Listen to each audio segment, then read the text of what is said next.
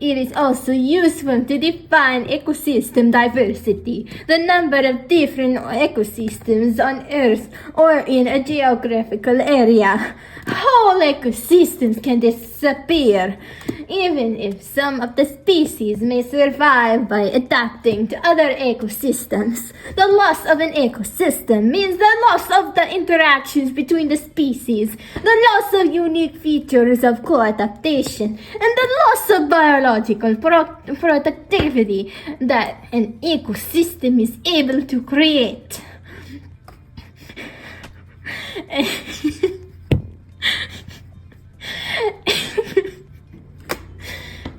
An example of a largely extinct ecosystem in North America is the prairie ecosystem, figure below. Prairies once spanned central North America, from the boreal forest in northern Canada down to Mexico. They are now all but gone, replaced by crop fields, pasture lands, and suburban sprawl. Many of the species survive, but the hugely productive ecosystem that was responsible for creating our most productive agricultural soils is now gone. As a consequence, their soils are now being depleted unless they are maintained artificially at a greater expense. The decline in soil productivity occurs because the interactions in the original ecosystem have been lost.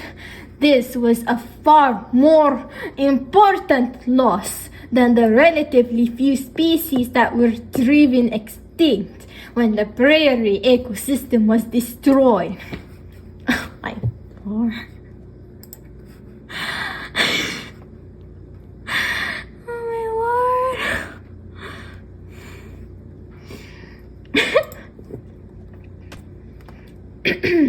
Current species diversity. Despite considerable effort, knowledge of the species that inhabit the planet is limited. A recent estimate suggests that eukaryote species, for which science has names, about 1.5 million species, account for less than 20% of the total number of eukaryote species present on the planet. 8.7 million species by one estimate. Estimates of numbers of prokaryotic species are largely guesses, but biologists agree that science has only just begun to catalog their diversity. Even with what is known, there is no centralized repository of names or samples of the described species. Therefore, there is no way to be sure that the 1.5 million descriptions is an accurate number. It is a best guess based on the opinions of experts on different taxonomic groups, given that Earth is losing species at an accelerating pace. Science knows little about what is being lost. Oh my Lord. This is so fun. This Mickey class were fun.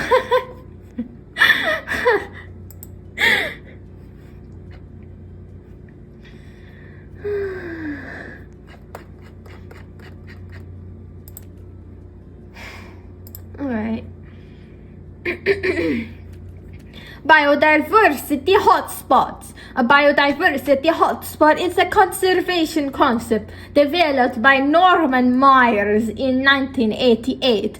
Biodiversity hotspots are geographical areas that contain high numbers of endemic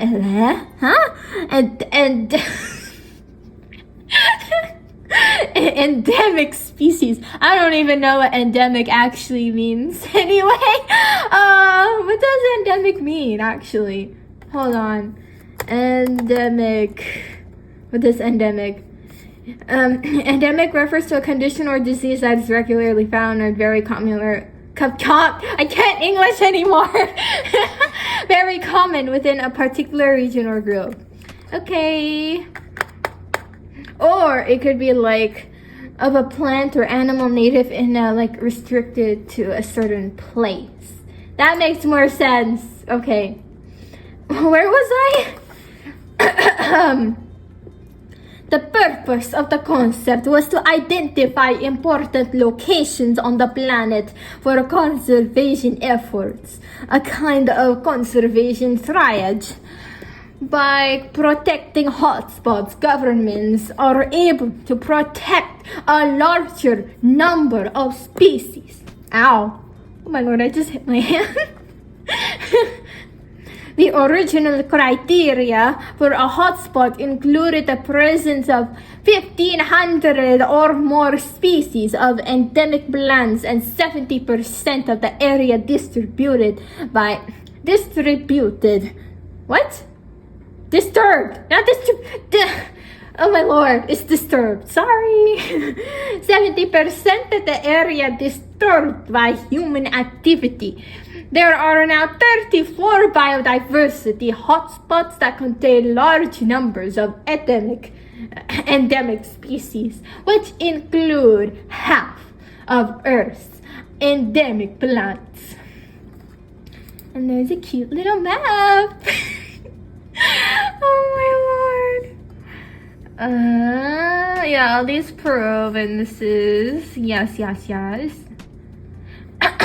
Although these cover only 2.3% of the Earth's surface, 42% of the terrestrial vertebrate species and 50% of the world's plants are endemic to these hotspots.